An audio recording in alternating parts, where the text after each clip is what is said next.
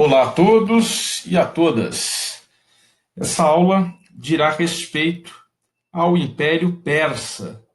Império esse da Idade do Ferro já, um império que ocupa a região principalmente do Planalto iraniano, pelo menos se inicia na região do Planalto iraniano, e terá ali uma dimensão expressiva. Será um império que irá da Índia até propriamente a região grega, a Macedônia. Vai ser um império, então, bastante expressivo em termos de, enfim, expansão geográfica, né? Este império, então, na verdade, ele é antecedido por uma série de sociedades. Aqui nós temos um mapa da Assíria e da Pérsia nos séculos 8 e 7 a.C., que vemos que há uma série de sociedades que estavam ali naquela localidade, né? Que temos aquelas cidades da assim chamada sociedade neo-assíria, né? Assur, Nínive, não temos, infelizmente, aqui a cidade também bastante importante de Arbela.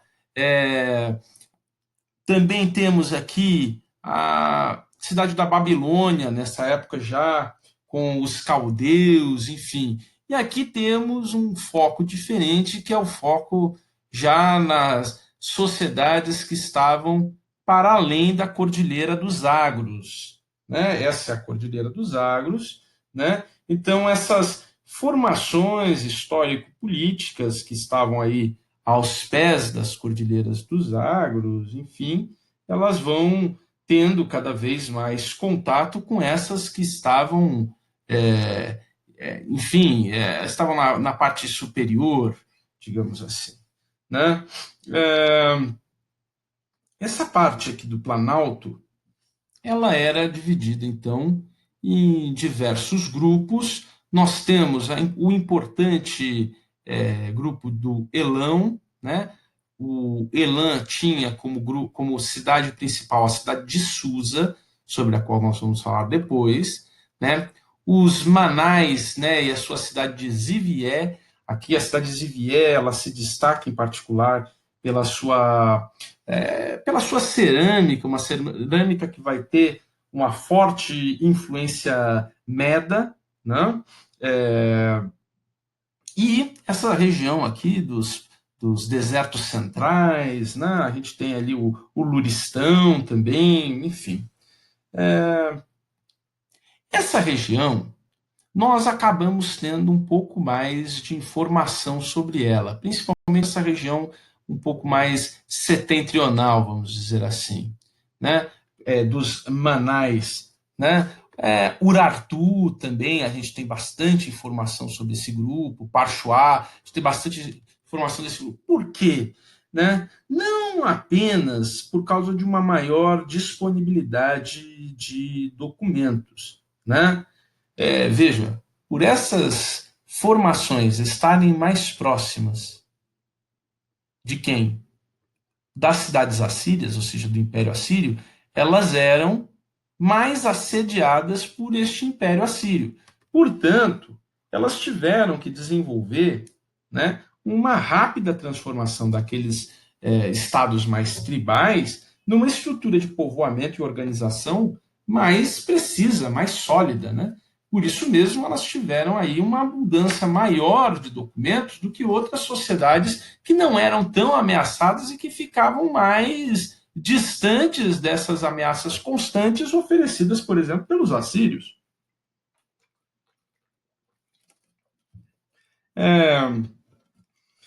Essas penetrações assírias começam de início por uma série de expedições militares, né?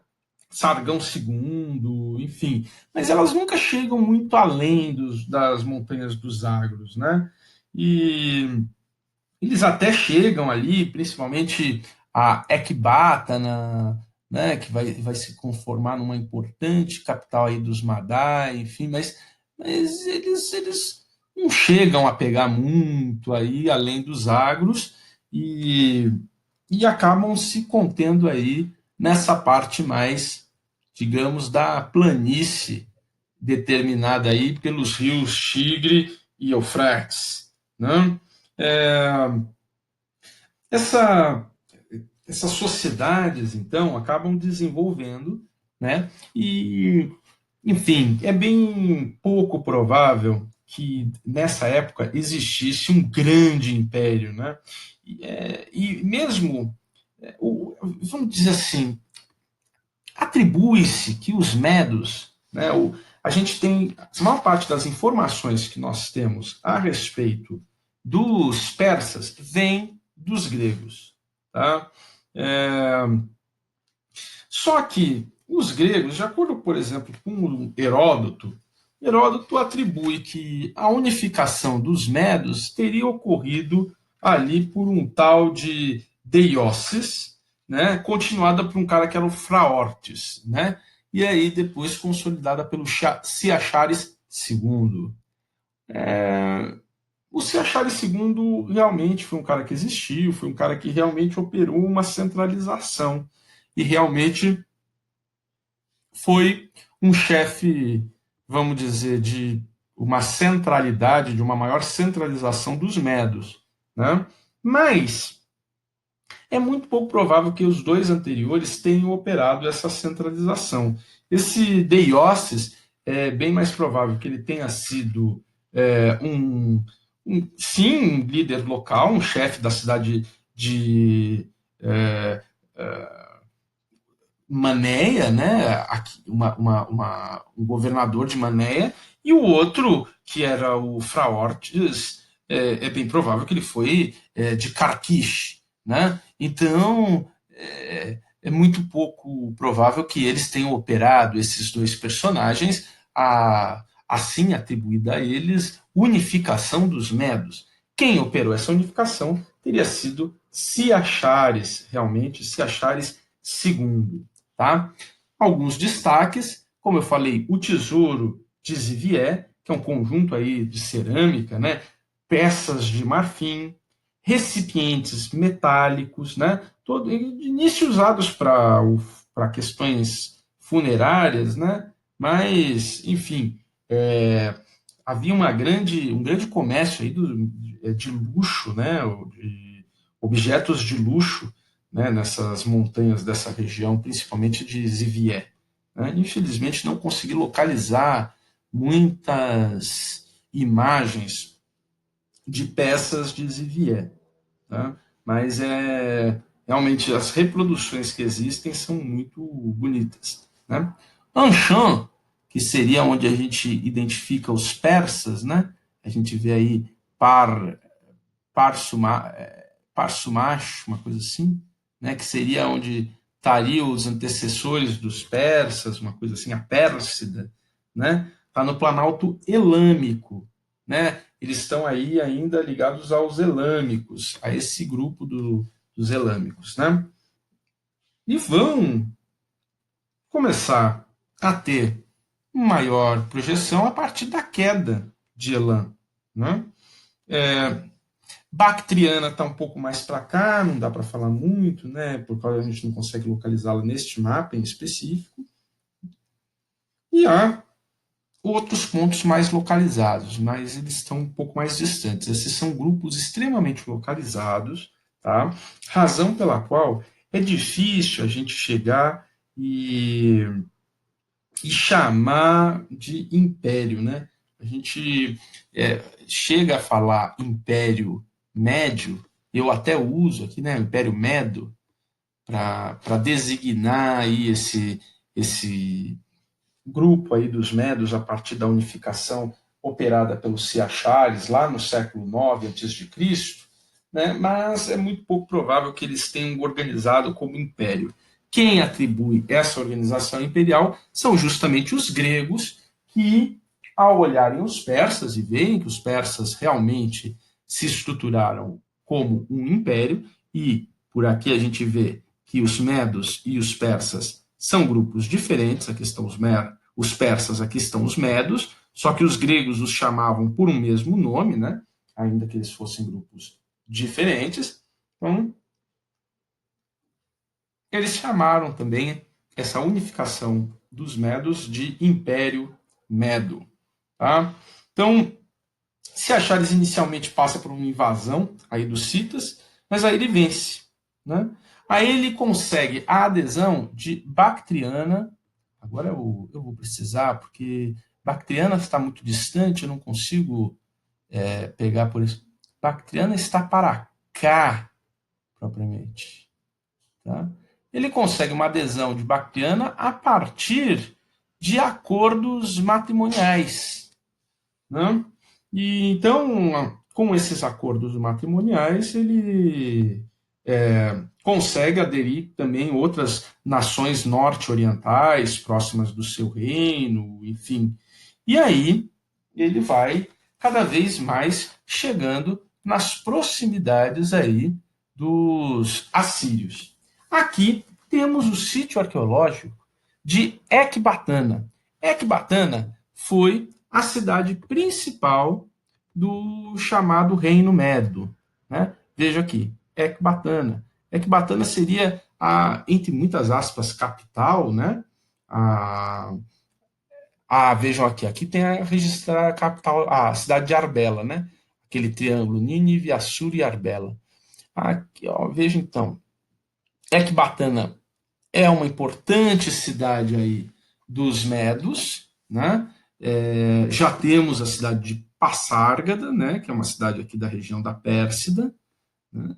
E nessa cidade de Ecbatana que se articulam aí os reis medos, os Siachares II, né?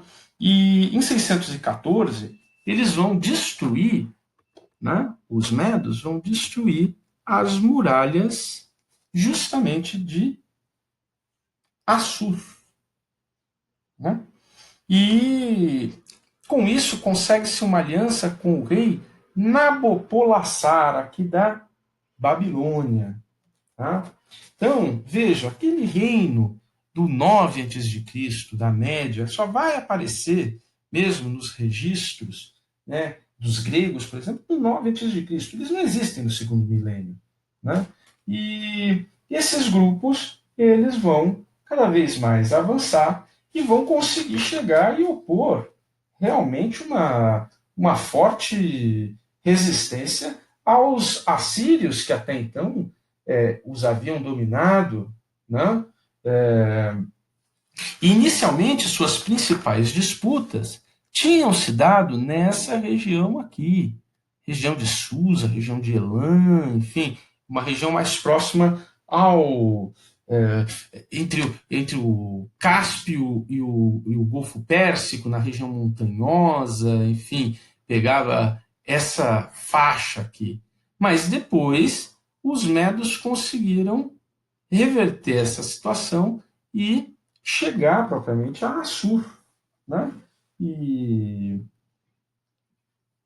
aí, realmente, conseguem essa reviravolta. Né? Bom, inicialmente, temos então o desenvolvimento dos medos. O que os medos têm a ver com os persas? Eles são um povo que estão ali naquela região do Planalto iraniano, uma região em comum, mas de fato, eles não têm completamente a ver, ainda mais o Darius, quando Darius II chega ao poder, ele vai querer estabelecer uma forte diferenciação entre persas e medos. Né? Mas, enfim, vejam aqui. Aqui nós temos em alto relevo dignatários medos e persas no Palácio Apadana. Né? Então, como é que a gente sabe quem é o medo? Né? O medo, normalmente, ele está com esse barretinho aqui circular, que a gente sabe que ele é um medo. Né? O medo é sempre representado com esse capacetinho aqui circular. Né? E provavelmente esse aqui é o persa. Se Achares, veja novamente essa representação. Então, se Achares II, né, ele seria essa personagem aí que vai conseguir não só derrotar os assírios, enfim, como chegar a Assur. Né? Os Parsa, né, o que a gente chama de Pérsida, nessa época, estava submetida aos medos. Então, os persas, num primeiro momento, eram reinos, né, ou eram grupos que estavam dependentes dos medos, eram reinos que eram tributários aos medos. Né? Pode até ser que os Parsa tivessem tomado mais a sul a própria cidade de Susa, tivessem ligado a cidade de Susa à Pérsida, enfim, principalmente pelo fato que a Pérsida ela era rica em cavalos, né? Que havia uma forte quantidade de cavalos que na Era do Ferro vai se alastrar bastante, que vai ser importante para as cavalarias que vão para os exércitos fortemente ricos em cavalos que vão se desenvolver. Fora que nessa época também se desenvolve aí a domesticação do camelo e do dromedário, né? Principalmente nessa região do dromedário. Né? Bom, então em 614 a.C. eles tomam Assur, né? Para tentar ali um acordo com Nabopolassar e tomar a capital assíria, Nínive. Né? Aí eles tomam a capital assíria e põem fim ao Império Assírio, ao Império Neo-Assírio. Né? Depois de alguns anos, né, nesses anos finais do cerco, eles acabam propriamente com o Império Neo-Assírio.